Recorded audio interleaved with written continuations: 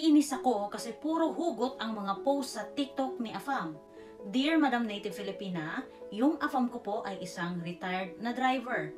Madam, gusto niyang makapangasawa ng Filipina para dito na tumira. Sa loob ng 8 months naming pag-uusap, umaga, hapon at gabi, ay na-develop ako at na-in-love sa kanya. Kaso lumabas ang tunay na kulay niya.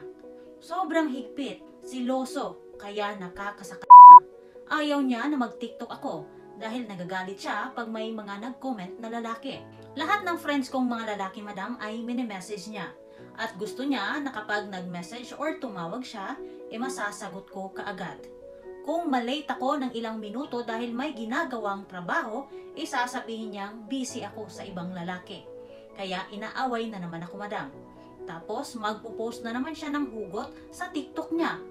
Puro hugot ang nakapost sa account niya, madam. Kaya naiinis ako minsan dahil palagi siyang pabiktim. Sa totoo lang, wala akong natanggap na ayuda galing sa kanya, kahit piso. Wala kahit birthday ko or monthsary man namin. Pero kahit wala, okay lang sana. Kaso, nakakasakal yung ugali niya na parang m***loid. Madam, konting problema lang ay binablock ako. Tapos, ina-unblock na naman. Ganon ang ginagawa niya sa akin sa loob ng 8 months. Tinitiis ko lang dahil mahal ko na siya. Palagi na lang akong umiiyak dahil inaaway niya ako. At ang last na away namin ay parating ang Halloween. Ang sabi niya, ibablock daw ako dahil nagsiselos na naman siya. Para talaga siyang demonyo pag nagagalit, madam. Nakakatakot.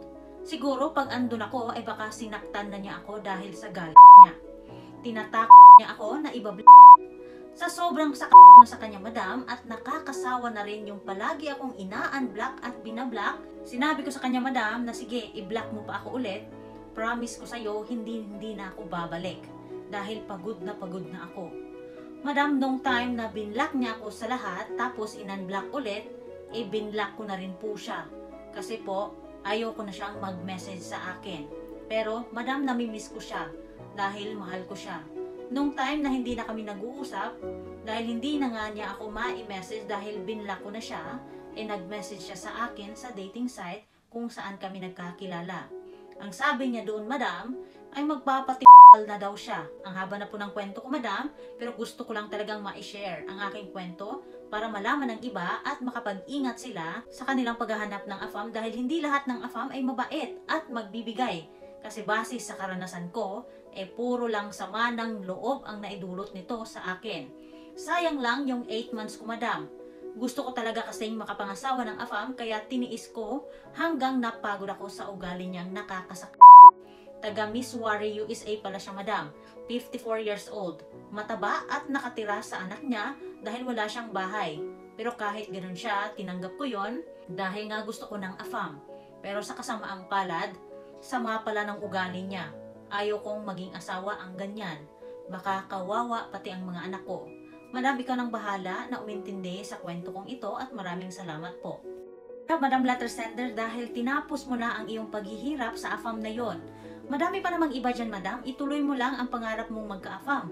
At para sa lahat ng mga Afam hunter dyan, laging tandaan na pag nahihirapan na kayong intindihin ng Afam kasi toxic na ang inyong relationship, wag nang patagalin yan.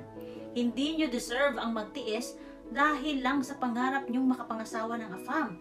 Hindi worth it ipaglaban ang pangarap na yan kung ikaw na mismo ay alam mo na red flag yung Afam. Hindi bali ng walang Afam, mga madam, kung pasakit lang naman. Kaya kayo, mag-ingat kayo sa mga ganitong attitude ng Afam, ha? Yung pabiktim, moody, manipulative, seloso at higit sa lahat, paranoid. Yun bang daig pa ang mga babae na may regla? Daig pa ang mga babae kung makapag-overthink at makapag-imbestiga. Nakakatakot yan. Bahala kayo dyan. Dapat kasi alam nyo na kung kailan pwedeng ipaglaban at kung kailan kailangan ng bitawan. Madam Letter Sender, sa umpisa lang masakit yan. Lilipas din yan at makaka-move on ka din dyan.